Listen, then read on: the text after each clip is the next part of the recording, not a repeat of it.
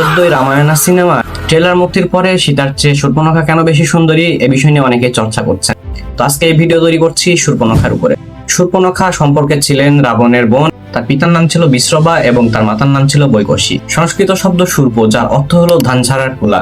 বাল্মীকি রামায়ণ অনুসারে শূর্পণখা জন্মের সময় তার নখগুলো ধান ঝাড়া কুলার মতো বিশাল আকৃতির ছিল বলে তার বাবা বিশ্রবা ভালোবেসে তার নাম দেন শূর্পণখা। বাল্মীকি রামায়ণ অনুসারে আমরা শূর্পণখার বেশ কিছু কোয়ালিটি বা বৈশিষ্ট্য দেখতে পাই, সেগুলো নিয়ে আলোচনা করি। শূর্পণখা ছিলেন কামরূপিণী, অর্থাৎ তিনি নিজের ইচ্ছা মতো তার চেহারা বা রূপ পরিবর্তন করতে পারতেন। শূর্পণখার স্বাভাবিক রূপ ছিল অনেক ভয়ঙ্কর।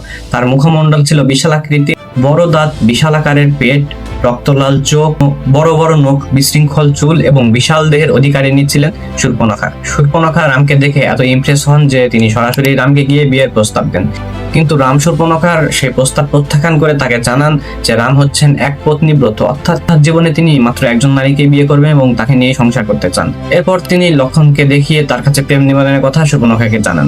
রামের কাছে প্রত্যাখ্যিত হয়ে শূর্পণখা লক্ষণের কাছে যায় এবং তাকেও প্রেম এবং বিবাহের প্রস্তাব জানায়, এবং লক্ষণও যথারীতি শূর্পণখার সেই প্রস্তাব প্রত্যাখ্যান করেন।